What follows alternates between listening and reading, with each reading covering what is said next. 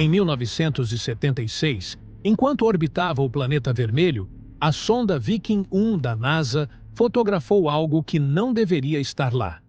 Em uma região desolada de Marte chamada Sidônia, em meio a crateras e cânions, uma estrutura se destacava. Com mais de 1,5 km de comprimento, ela parecia inconfundivelmente artificial. Um rosto humanoide, com olhos, nariz e boca, olhando para as estrelas. Para muitos, aquela imagem granulada foi a prova definitiva.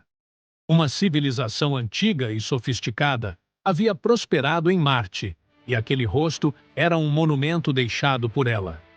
Próximo a ele, outras anomalias. Formas que se assemelhavam a pirâmides, aparentemente alinhadas de forma deliberada. A NASA rapidamente classificou a imagem como um truque de luz e sombra.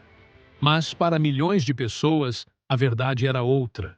A agência espacial estava escondendo a maior descoberta da história da humanidade. Mas, e se a verdade for ainda mais bizarra do que uma simples conspiração? E se o verdadeiro alien nesta história não estiver enterrado sob a areia de Marte, mas sim escondido dentro do nosso próprio cérebro? Estamos falando de um fenômeno psicológico tão poderoso que ele nos força a ver ordem no caos, a encontrar rostos em nuvens, em montanhas e em paisagens alienígenas. Uma peculiaridade da nossa evolução que, ao mesmo tempo que nos ajudou a sobreviver na Terra, pode ser a nossa maior fraqueza ao explorar o cosmos. Hoje, no Diário Interestelar, vamos reabrir o arquivo do rosto em Marte. Vamos analisar as imagens originais, as fotos em altíssima resolução que vieram décadas depois. E vamos desvendar não apenas o segredo geológico de Marte, mas também o mistério neurológico de por que estamos tão desesperados para encontrar um rosto familiar na solidão do universo. Para entender por que o rosto em Marte se tornou um fenômeno, precisamos olhar para a imagem original de 1976 com os olhos de quem a viu pela primeira vez. A fotografia da 35 a 72 da Viking 1 mostrava uma estrutura com uma simetria impressionante. Proponentes da teoria apontavam para detalhes específicos. O que parecia ser um olho perfeitamente formado, uma lágrima sutil escorrendo, e até mesmo um adereço de cabeça ou capacete ao lado da face. Para eles, era evidente. Aquilo não era geologia, era uma escultura. Mas o mistério se aprofundava. Na mesma região de Sidônia, outras imagens revelaram mais anomalias. A mais notável era um conjunto de montanhas que se assemelhavam a pirâmides, incluindo uma enorme estrutura de 5 lados, apelidada de Pirâmide D e M. Teóricos afirmavam que o alinhamento dessas estruturas entre si e com a face não era aleatório, mas sim deliberado, seguindo princípios matemáticos e astronômicos, assim como as pirâmides de Gizé, no Egito. A narrativa estava formada.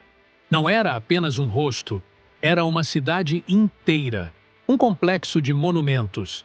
A reação da NASA apenas jogou mais lenha na fogueira. A agência rapidamente descartou a imagem do rosto como um simples truque de luz e sombra, uma ilusão causada pelo ângulo do Sol. Para os teóricos da conspiração, essa explicação foi rápida demais, quase desdenhosa, como se quisessem encerrar o assunto o mais rápido possível. O que eles estariam escondendo? Essa suspeita cresceu durante as 2 décadas seguintes. Entre a missão Viking, em 1976, e as próximas sondas com câmeras de alta resolução no final dos anos 90, houve um longo silêncio. Para muitos, esse hiato de 20 anos não foi uma coincidência, mas sim uma estratégia deliberada da NASA para evitar fotografar a região de Sidônia novamente e manter a verdade oculta do público. O caso parecia forte. Um rosto, uma cidade, pirâmides e uma agência espacial agindo de forma suspeita. Se os teóricos estivessem certos, esta não seria apenas a maior descoberta da história, mas também o maior encobrimento de todos os tempos. Por mais de 20 anos, a única evidência era aquela foto granulada de 1976. Mas no final dos anos 90 e início dos 2000, uma nova frota de sondas chegou a Marte, equipadas com câmeras de uma resolução que a geração da Viking não poderia nem sonhar. Ciente da polêmica, a NASA instruiu a Mars Global Surveyor e, posteriormente, a Mars Reconnaissance Orbiter a fotografar a região de Sidônia em detalhe absoluto e sob diferentes condições de iluminação.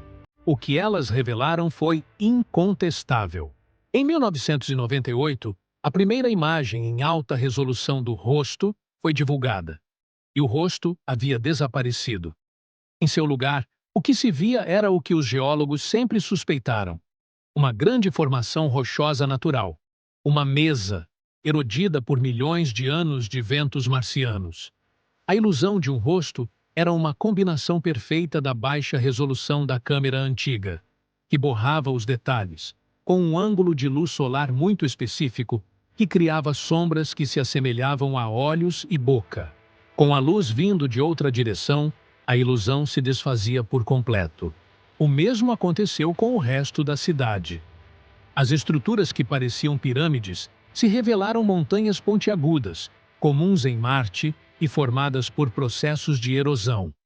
O suposto alinhamento matemático era apenas uma coincidência, um caso clássico de ligar os pontos em uma paisagem geologicamente complexa.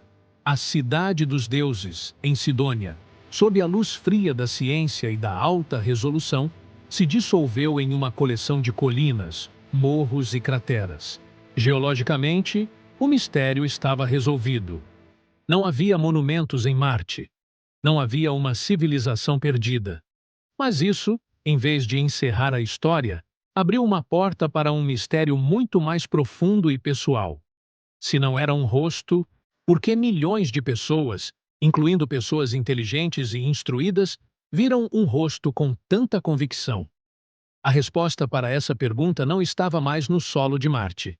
Estava dentro de nós. A resposta para essa pergunta tem um nome: pareidolia. É a tendência do nosso cérebro de interpretar um estímulo vago e aleatório como algo familiar e significativo. É por isso que vemos animais no formato das nuvens, rostos em tomadas elétricas, ou a silhueta de um coelho na lua. Nosso cérebro é uma máquina de reconhecimento de padrões, e ele é extraordinariamente bom nisso. Bom até demais. Esse não é um defeito. É uma característica fundamental da nossa sobrevivência. Para nossos ancestrais na savana africana, identificar rapidamente o que poderia ser um predador escondido na vegetação ou o rosto de um amigo na penumbra era a diferença entre a vida e a morte. O cérebro evoluiu para preferir cometer um falso positivo, ver um rosto onde não há, do que cometer um falso negativo e não perceber um perigo real. É um eco da nossa evolução gravado em nosso DNA. O rosto em Marte, portanto, nunca foi um monumento alienígena. Foi um monumento à nossa própria psicologia.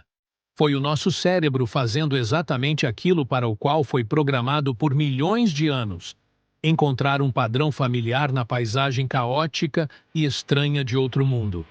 O verdadeiro construtor do rosto não foi uma civilização marciana, mas sim o poderoso e sugestionável sistema de processamento visual que todos nós carregamos em nossas cabeças. No final, a saga do rosto em Marte nos ensina duas lições profundas. A primeira é sobre a importância do método científico para separar a ilusão da realidade. Mas a segunda, e mais importante, é sobre nós mesmos. Ela revela o quão profundamente estamos programados para buscar conexão, para encontrar um sinal de nós mesmos na vasta solidão do cosmos. Talvez a maior descoberta feita em Sidônia não tenha sido sobre a geologia de Marte, mas sobre a natureza da mente humana. Uma mente tão desesperada para não estar sozinha, que é capaz de esculpir rostos em montanhas de um mundo distante.